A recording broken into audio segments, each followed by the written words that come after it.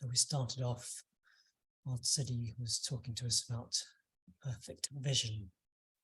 So I can't quote you, I'm afraid. I've not done my homework thoroughly enough, but yes, that sense of truth, potential, the nature of things, perhaps in terms of how it's going to relate to this talk, particularly perhaps that aspect of our sense of potential, our sense of the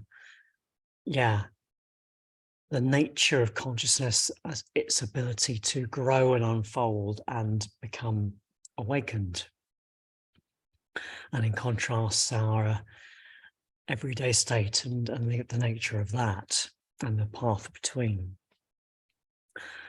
And then we looked the following week at perfect emotion, how, if we want to transform the path of vision, path of transformation, then that starts with really getting our emotions engaged.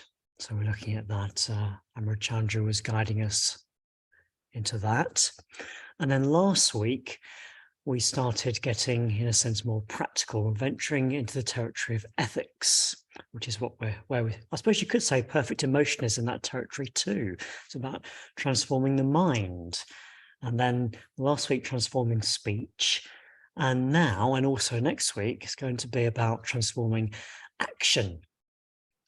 So, title, Perfect Action. And I'm going to take a somewhat unusual angle tonight, at least that's my intention at the moment. And I want to come back to something Amrachandra said 2 weeks ago, which was just looking at this word perfect. This is the word that our teacher, Sangharaj, chose as a translation of samyak, often translated simply as right. He's saying, well, no, it's more than that. And he chose this word perfect, which is great in some ways because it gives a sense of something that's beyond the normal, something that's elevated in a very positive sense. And it can have this downside, the word perfect, in that it can bring out, well, I can be something of a perfectionist. And I cannot live up to the ideal of what, it's very hard to get this right without going into a lot of detail. But that sort of striving to be perfect, coming from a limited place of our usual everyday self, is just going to lead to disappointment and frustration if we don't approach it in a very intelligent and sensitive kind of way. So, just want to return to the other words that Bhante Sangharaj used in exploring the translation of samyak, and he talks about it could also be translated as complete or whole or integral, for example.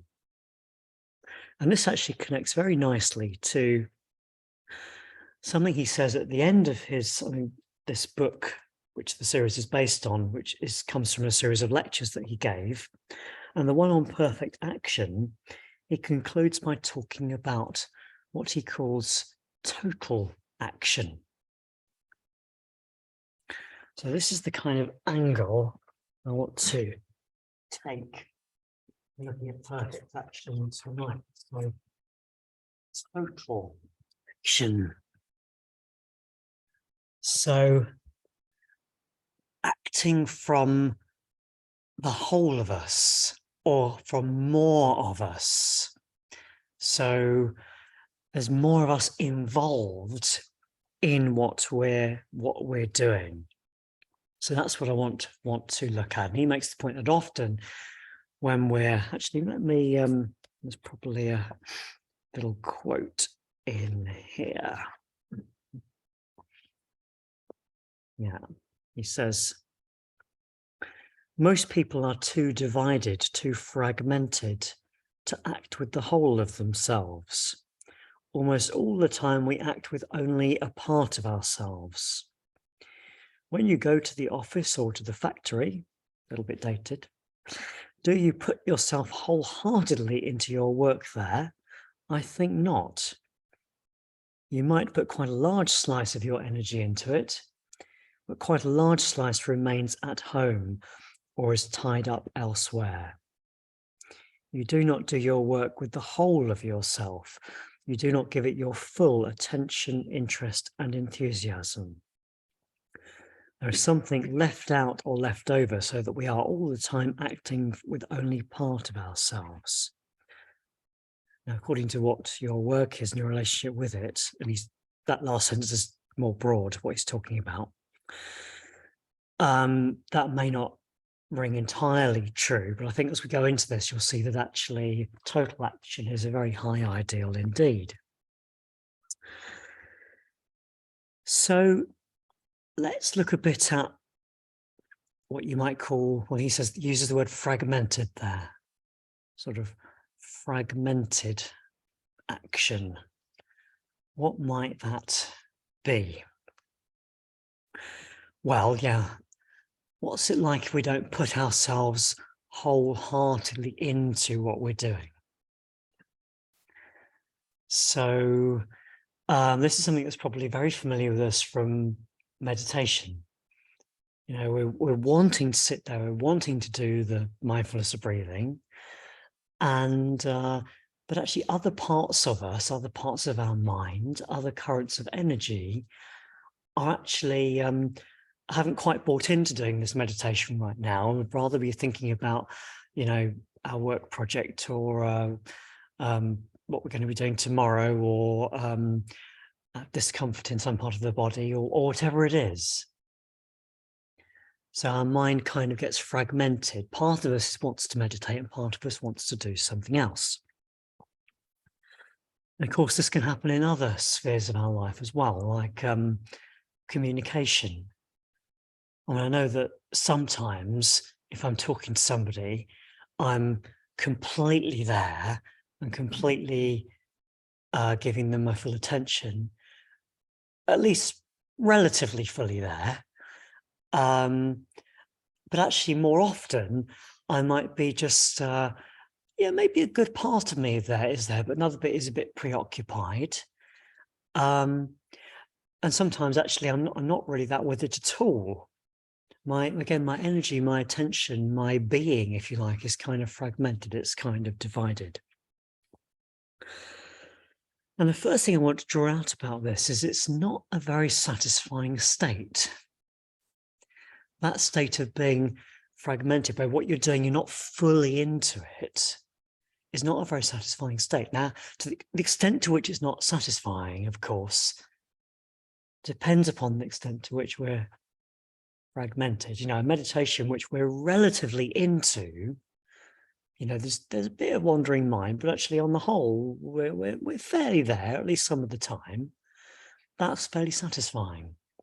When we're really not in the conversation or the meditation, when we're really not into doing it, I think that's the important thing. It's not, in terms of meditation, it's not whether we have distractions, that's pretty normal, but it's whether on the whole, that is what we're wanting to do. Then it's actually more satisfying. Another good example of this is can be sort of eating. So a sort of snacking or so that comfort eating, that kind of thing, where often it's kind of like we've got an idea that that's going to satisfy us, it's going to make us happy, and we're trying to eat maybe because we're a bit uncomfortable about something. I can do this. And that means we're not really paying attention to the experience of eating the chocolate or whatever it is.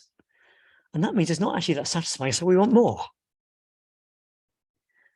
Whereas actually, in my experience, and I often forget this, if we really pay attention to what we're eating and are able to really open up to hopefully the pleasure of it, well, then actually that's a much more satisfying experience. And it's easier to say, oh, good, well, that's enough. Again, our attention's not fully there. Our being is not fully in it. Okay, another good example here is, God, I've got a diagram. When do I want to? And I'll come back to that. Another good example is like inner conflict. In a way, the meditation thing's a bit like that, isn't it? Kind of, we want to meditate and we don't want to meditate. But sometimes the inner conflict can get really quite strong. It can be like, yeah, there's something you want to do, and some other part of you feels like that's bad or that's wrong or I shouldn't be doing that. I often give the example of puzzles. My favourite distraction is sort of Sudoku type puzzles. I remember talking to you about this percussion, saying goodnight some time ago. And what makes that really unsatisfying is when it becomes a sort of tug of war within myself. So I'm like, oh, this is what I want to do, but oh, I shouldn't be. That's bad. Learning to be kind, and when I can actually just not get into that, it's not needed. So yeah, inner conflict. One more area, I'm sure there are plenty. One more type of way in which we can be sort of fragmented is when we kind of into something, we're into what we're doing, but not completely, because by its very nature, it can't fully meet us. I mean, this could be like entertainment. Maybe we're watching something on TV or a film or whatever, and we are into it, but actually it's a bit superficial. And something sort of deeper in us isn't really satisfied. So that's a subtler kind of fragmentation. It's probably not outright painful. It might actually be very pleasant on the whole, but it's not really very that satisfying. Again, it doesn't mean these things are bad things. I'm just trying to draw out the quality of our experience. Okay, so I'm gonna stop talking for a few minutes, and I'm gonna ask you in a moment to get into pairs, just so we can do this fairly quickly and try and work out if we're an odd or an even number. I can't. I'll pair with somebody if that's needed. And yeah, the question is, when do you feel most fully behind what you're doing? In what type of activities? Well, it might depend. It might be the activity depends upon sometimes and sometimes not. But yeah, when do you feel most fully into whatever it is you might be doing? So I'm going to give you, 3 minutes to pair up and have a chat about that.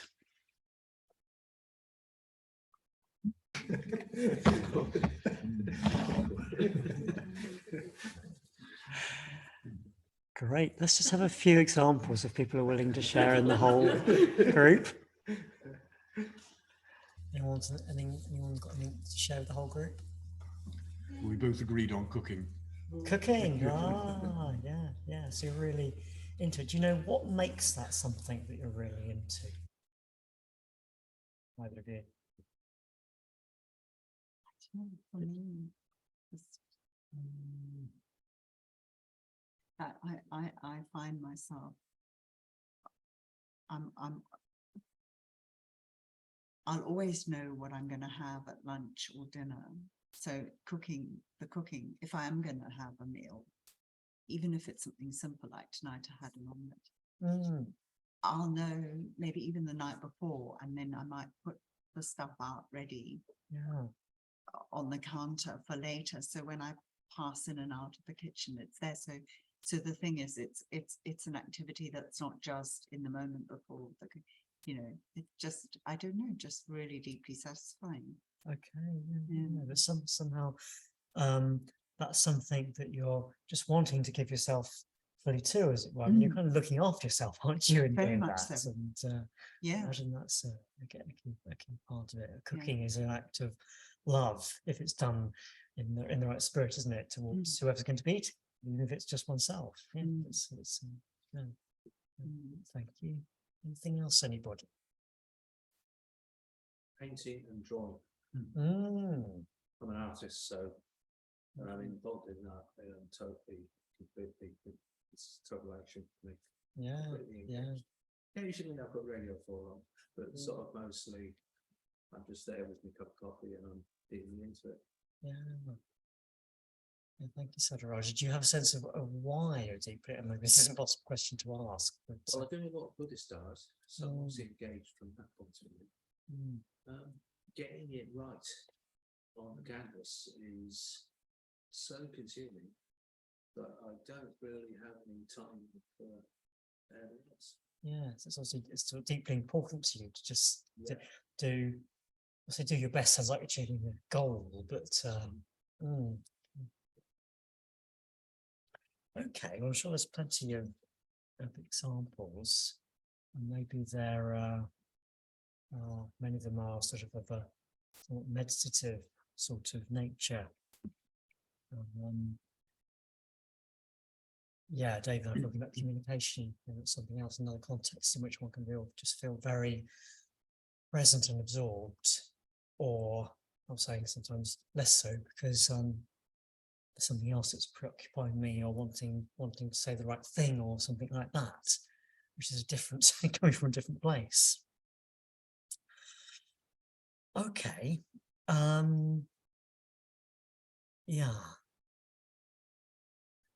So I'd suggest that I think there's something that Bhante goes into, but to really be total action, it has to be connected in some way with our values at a deeper level, as it were. It has to be meaningful to us. And because if it's not, well, we might, a bit like the entertainment thing I mentioned earlier, it might be enjoyable, it might even be very enjoyable, but just some part of us is not being met or not able to really engage, really be sort of met or express itself in that activity. Indeed, if our life is mainly composed of activities which don't relate to our deepest values, that's where we get a sense of sort of where's the meaning, as it were. Where's the meaning in life? But if the more we're acting from, the more we're getting in touch with our deeper values, and then acting from them, the more meaningful and satisfying life becomes.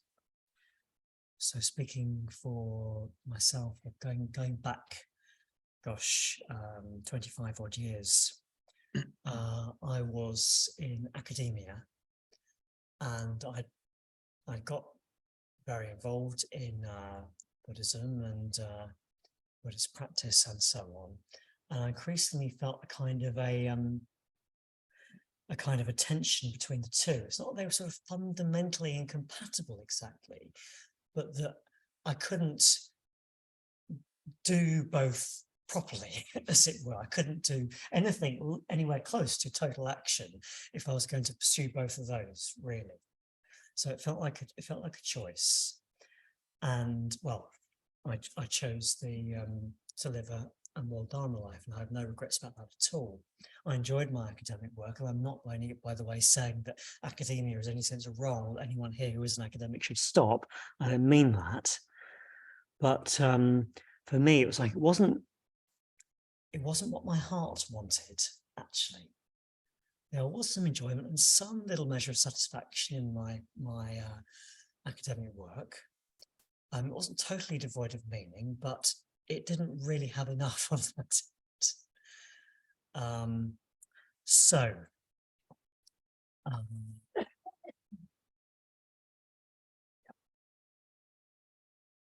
what I want to show you a little diagram.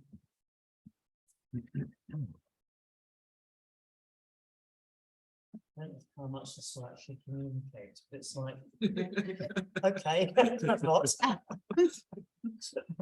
It's like, that's our sort of being, as it were, our mind, if you like. And These are all little tricks it can get up to, going round and round in circles, splitting off, not quite sure which way it wants to go, collision course, meandering, breaking up and sort of drifting out into nothing. And there's an alternative.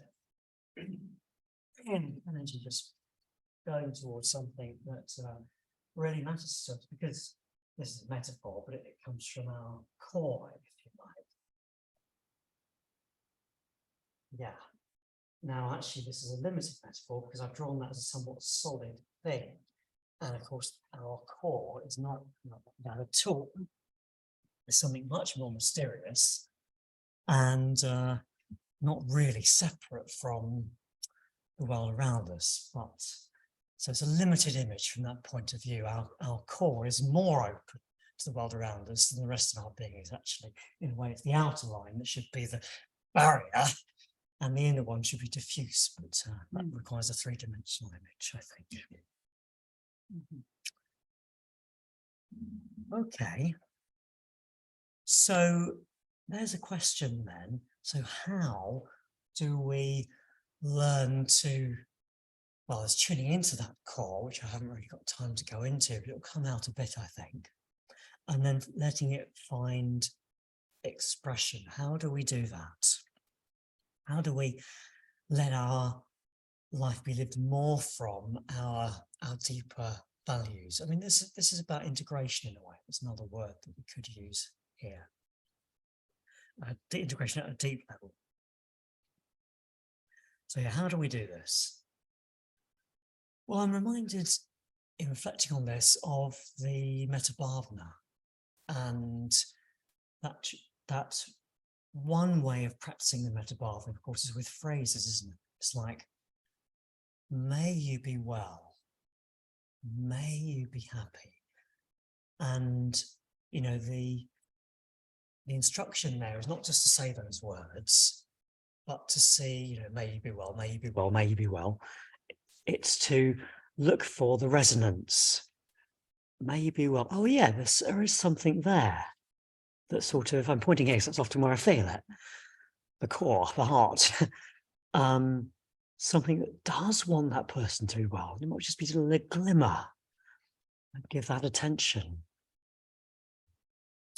So it's like building a channel. Those phrases can help create a bridge or a channel through which something can start to emerge. I'm just giving an analogy here, but I think it's also perhaps an example. So it's a bit like the more we learn to act in the way that we would if we were really in touch with those values, the more the values come out. To put it another way, the more we can act like the Buddha, the more our mind becomes like the Buddha, because there's something of that nature already, in a sense, in there. And it needs to be drawn out by acting upon the threads already there. I mean, a classic example here is generosity. You know, if we feel an urge to give something, it's generally good, unless it's some, well, I won't qualify it. It's generally good to just act on that. And that then strengthens, and it creates more of a channel for our generous impulses to flow. For me, it's generosity with time is the area where I most need to work. And yesterday I was with a friend, and it came out that he would quite likely be moving sometime in the near future. And I just noticed, oh, there's something, a desire to sort of say, well, if you want some help with that when that comes, you know, let me know. But I also thought, oh gosh, but then I might be too busy, and no, just act on it. And I was so glad I did, because it connected me both with my own generosity and with him. And I'm sure he felt that too. Well, in fact, he said as much.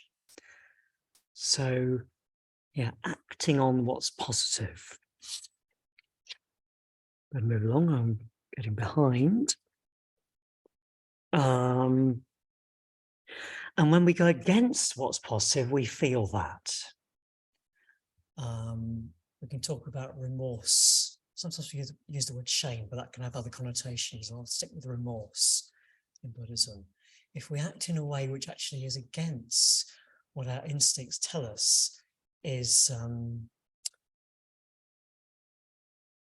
coming from our best, it's acting against our values, then we feel that. And that's actually a positive response. It's quite different from guilt, which is a whole other story and not helpful at all. Okay. But it's still can be not that obvious how to actually act, what more concretely we might need to do. What do we build the bridge of, as it were? This is where the precepts come in. So you probably all come across these before. So these are the 5 precepts, translation from Pali into English. They have a positive form as well, but I think I better somewhat reluctantly leave that out. I'm not going to it fully. So yeah, I undertake the training principle of abstaining from harming life. We chant these precepts. I undertake the training principle of abstaining from taking the not given. I'm abstaining from sexual misconduct, which means taking not given is fairly obvious, more than just material. Sexual misconduct, using the arena of sex and romantic relationships in a way which is actually harmful to ourselves or partner or somebody else. Principle of abstaining from false speech and abstaining from anything which actually clouds the mind, dulls our minds.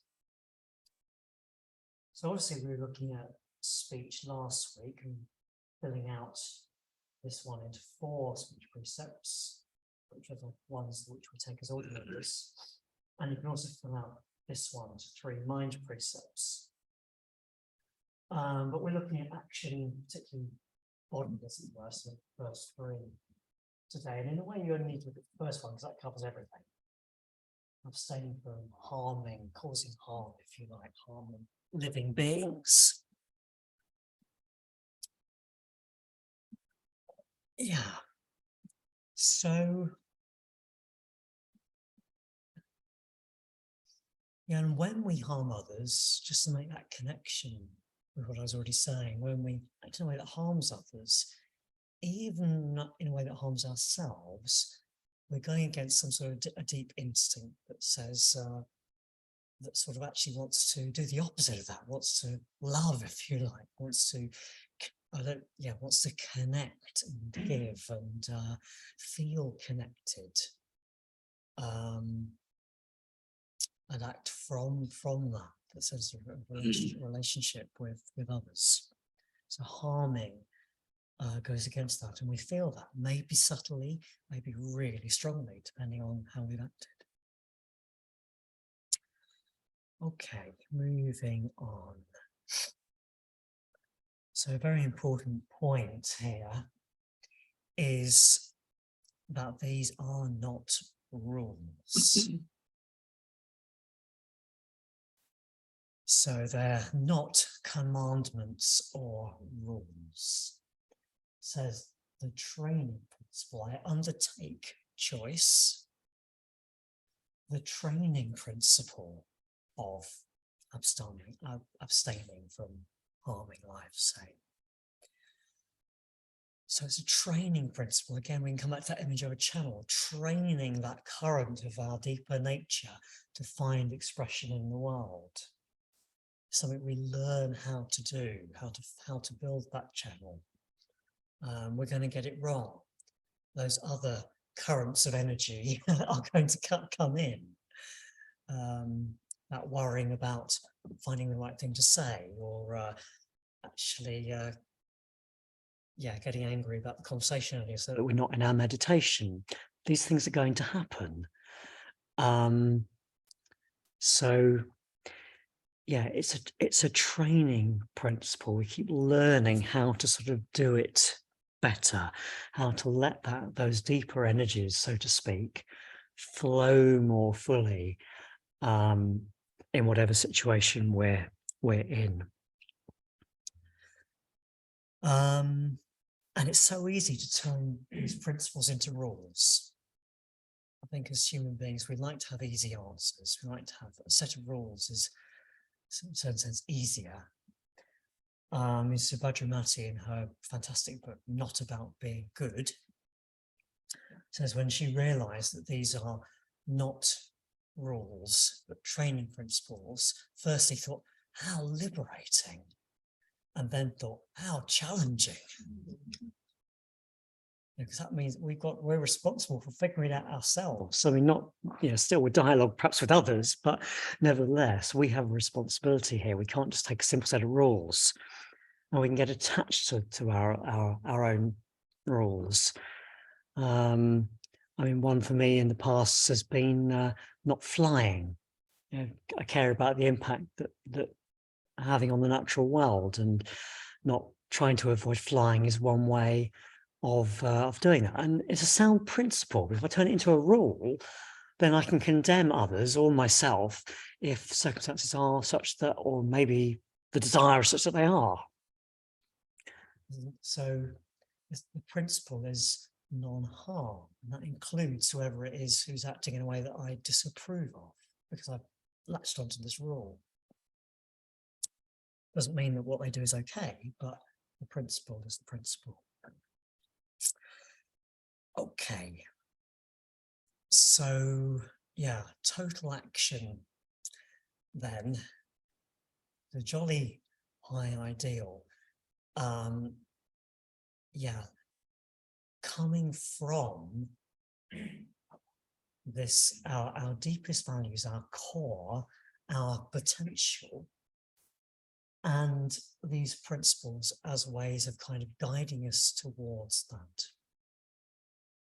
And you can draw out, I'm not going into the positive forms, unfortunately, because this isn't time, but you could list 5 positive principles there. You could say love or kindness, generosity, contentment, truthfulness, mindfulness. So those you could say are the values. And then the practice is, well, can we live in a way which gives more full expression to those? Not by making them into a rule that we've got to follow, but because that's a natural thing within us that wants to live in that way. I think those are principles which are just quite natural for us, but the rules get in the way because we either latch onto them, identify with them, or find them constricting and want to sort of shove everything out of the throw it all out, as it were. So this total action is sort of like it's a deep integration of mind. Our mind is with all these different currents of energy wanting to go off in all these different directions, but nevertheless, there's something deep within us which is capable of integrating everything around it. That's the big challenge here. And now let me read here from Bhante, the end of his chapter. So he says, on rare occasions, we may ourselves experience a foretaste of perfect action in the sense of total action on our own level of being. We may happen to be completely immersed in something. Cooking, painting, conversation. Every ounce of our energy, our effort, our awareness, our interest, our enthusiasm, our love is involved at that moment. We are totally involved, both emotionally and intellectually. On such occasions, we know that we are capable of putting the whole of ourselves into an act without anything being left over. We know that we are capable, for an instant at least, of expressing ourselves fully and totally. the satisfaction and a relief, the peace even, which we then feel, we can get from no other source and in no other way. It is this state we should aim to be in all the time at the highest level, the level of Buddhahood or enlightenment. Then we shall really know what perfect action is, what total act is. Then we shall really understand from the source the principles of ethics. It's quite something, isn't it?